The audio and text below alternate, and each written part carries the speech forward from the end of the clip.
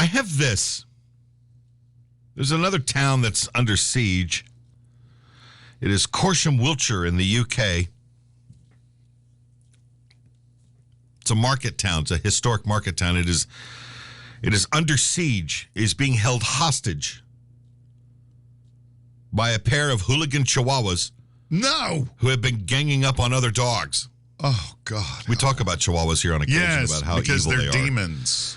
The two dogs are so unpleasant, a former police German Shepherd was attacked by the dogs and is scared of them. Really? A German Shepherd? Somebody was walking. His two 65-pound dogs were charged by the two dogs, the two Chihuahuas, that ran straight at them in Wiltshire. City Council member Ruth Hopkinson said she's had several complaints about these two little evil freaks. She said, quote, I got a call from a resident who'd had a very unpleasant encounter with a couple of dogs in the high street where they were off leash. They were little dogs. The man who called up has an ex-police dog. He's a German Shepherd, so a big dog. There were two unpleasant Chihuahuas who attacked the German Shepherd, so the size of a dog is no reflection on their aggressiveness. Apparently, it's not the first time they have behaved in such an aggressive fashion. They weren't leashed, and the owner thought they're only little, they're only friendly, but you have to be really careful. Dogs have no perception of size. No. They do not consider that. Especially not Chihuahuas. Just dogs in general. They're like piranhas with legs, man. They're awful. Dr. Jeffrey O'Dwyer, he described them as, quote, bloody Mexican hooligans, end quote. Wow. While the council is concerned about livestock now because they may attack cows and goats and sheep. I don't know.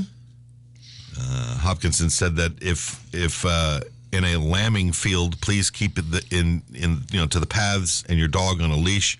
The dogs may just be playing, but that's not how the sheep see it. The sheep don't see a lot. No.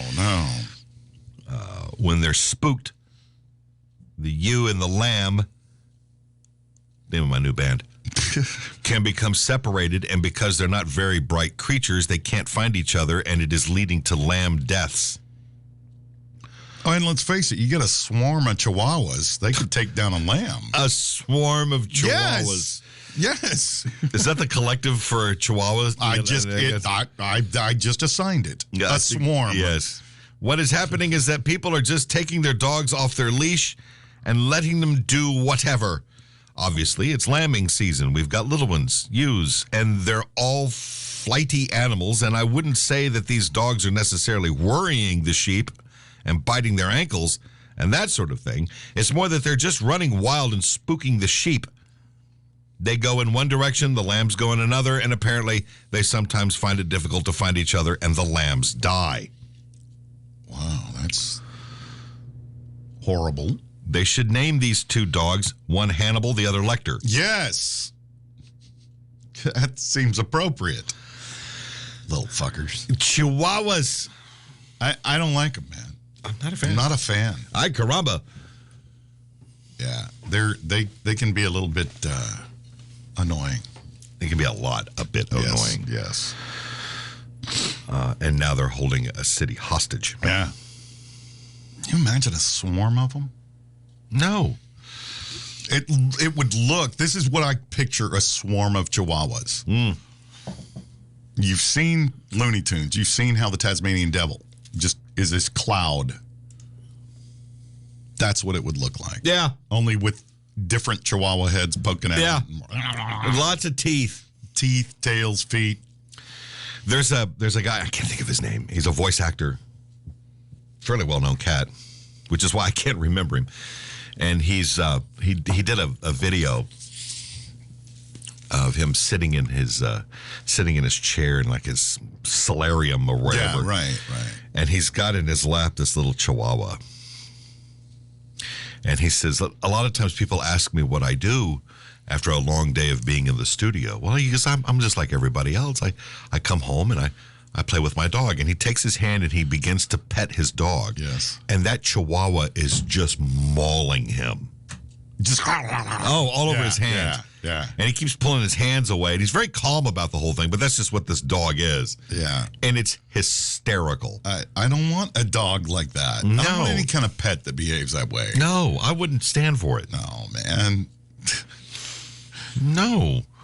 They're little footballs with legs. I was going to say, they're very puntable. That's the whole point, you see. No.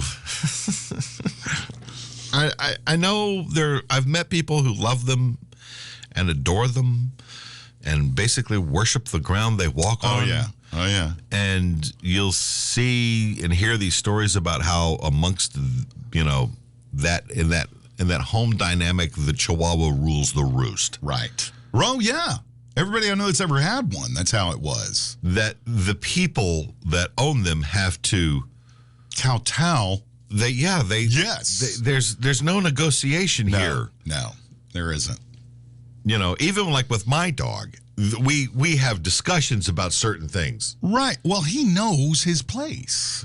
I have to remind him every once in a while because that's just what he is. But you hear a lot of "Excuse me, sir." Right. What are you doing?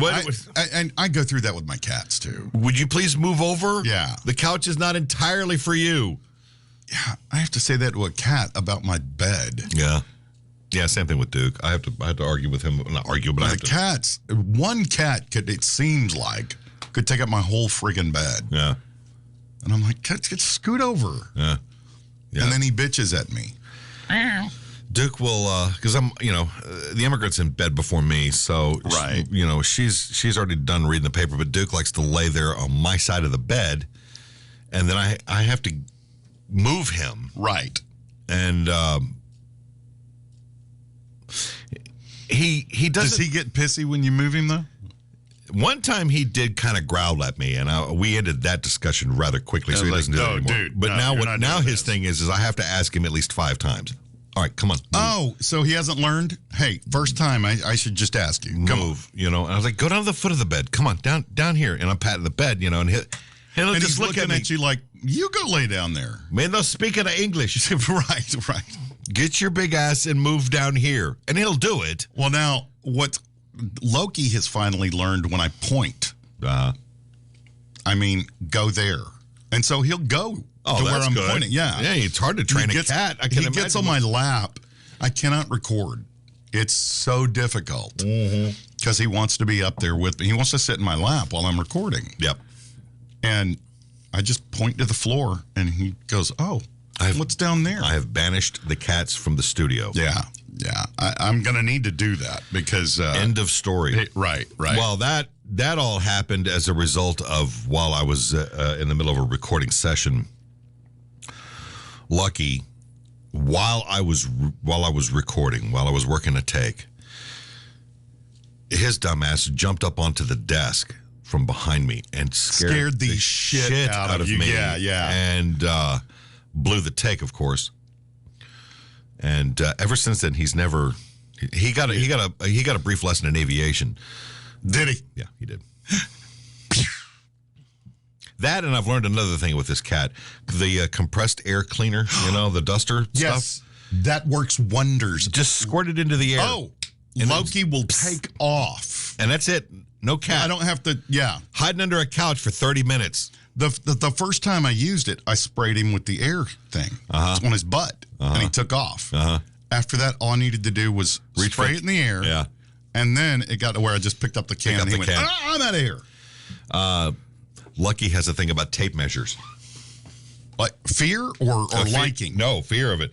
If I grab it, if it's sitting on the bench and I pull it off and I extend about 3 feet of it, he's done. He's gone. He's out of here. Really? He is. He's on the next train to Cairo. Is it the noise? The what? I have no idea. I don't know. I don't really care. It works. It works.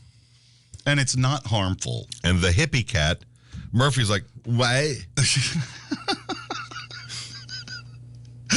What's his problem? The long hair. The long hair. He's, Yeah. And, Murphy only comes around unless you have the catnip around. And then he's like, Right. Hey, brother. Yeah. Hook me up. And Lucky's like, I don't care. Hey, I got an idea. How about we have some nip and then we have some sardines, man? Yeah, there you go. You got any tuna in there? How about some Doritos? If I'm in the kitchen and I open up the pantry and I pull out a can of tuna or a can of sardines, either one, they're very identifiable by their shape and size. Right. And Murphy's on me like over me like a cheap suit. Yeah. He's there like, hey, down here, man. Yeah. Help a brother out. Right. I can't open any can. Soup, anything. When I pull a ring, they both come running. Yeah, it's like, hey. I'm like, what? This is you don't eat tomato this. soup. You don't want Give this. the tomato soup. They stand there and wait. They're like, because they have no... I can smell this. Does this smell like cat food to you? When you open up a can of tomato soup, take a spoonful of it and put it in his bowl. Yeah, there you go. See what they'll do. Yeah. And they'll go, hey, that's not what this is about. I didn't order the aspic. What is this? What is this, gazpacho? This isn't Patrick's.